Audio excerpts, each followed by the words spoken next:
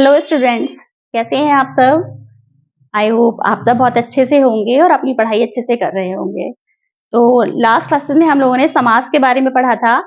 समास क्या होता है, समास की परिभाषा, समास के बारे में, समास पहचानने का तरीका, समास के भेद सब पढ़ा था।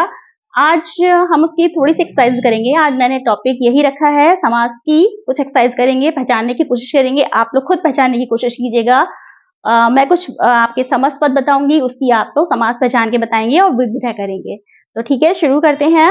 देखिए, पहला है समस्त पद, यानी कि जो पूरा बना हुआ होता है उसे समस्त पद कहते हैं। तो पहला है आजीवन। अब मैंने बताया था जिसमें आ वगैरह लगा होता है, इसका विग्रह क्या होगा, आजीवन, यानी जीवन भर। तो आजीवन, आ किसमें लगा होता है, ये सब पहला पद अव्यय होता है। तो ये कौन सा समास हो गया, अव्ययी भाव समास। वेरी गुड, ठीक है। नेक्स्ट है चौमासा। ये तो बहुत इजी है, चौ लगा हुआ है, यानी कि इसमें 4 मास का समूह, विग्रह हो गया और ये द्विगु समास हो गया।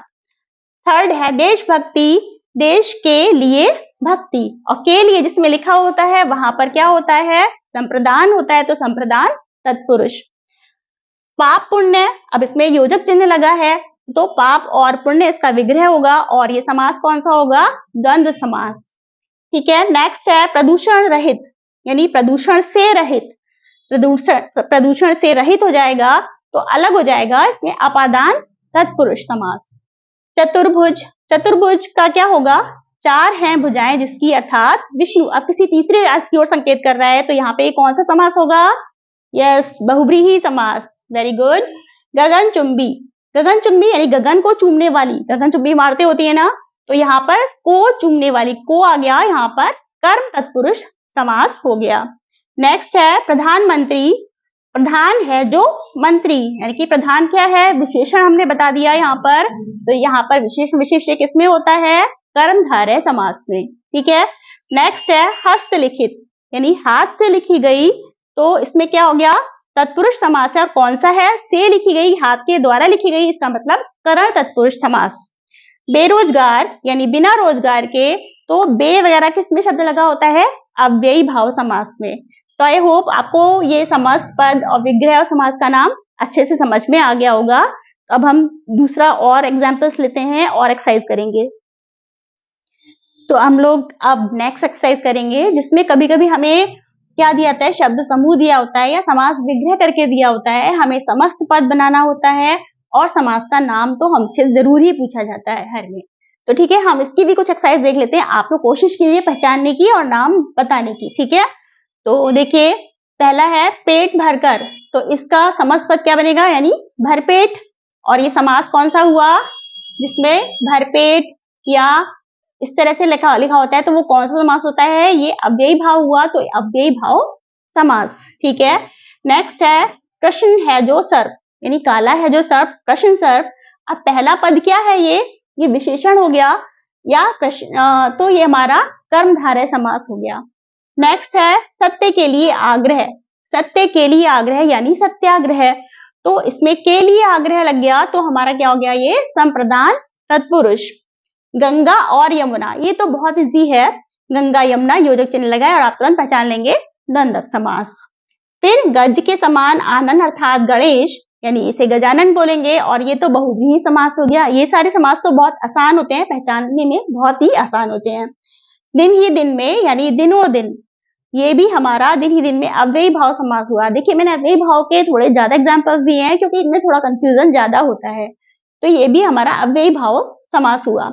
अब बिना ईमान के, यानी बेईमान, जिसमें बे लगा होता है, वो भी हमारा अव्ययी भाव समास होता है। नेक्स्ट है हर वर्ष, यानी प्रति वर्ष, प्रति, प्रत्येक, जो भी लगा होता है वो भी अव्ययी भाव समास होता है। तो यहाँ पे अव्ययी भाव समास के कई सारे एग्जाम्पल्स हैं, तो इनको याद रखिएगा। ठीक है। नेक्स्ट है दाल और रोटी, ये फिर वही दाल रोटी, तो योजक चिन्ह लगाया, ये द्वंद्व समास हो गया, द्वंद्व समास हो गया। और नेक्स्ट है 7 दिनों का समूह। अब हमारा पहला पद संख्यावाची विशेषण है सप्ताह, जिसका समस्त पद बना, और ये समास कौन सा हुआ, द्विगु समास। तो आज स्टूडेंट्स मैं आपको समास पहचानने का बहुत ही आसान तरीका बताने वाली हूँ। जैसे समास 6 होते हैं, तो पहला अव्ययी भाव समास है, जिसमें प्रत्येक, आजीवन, रातों रात, यथाशक्ति आदि इसके उदाहरण हैं।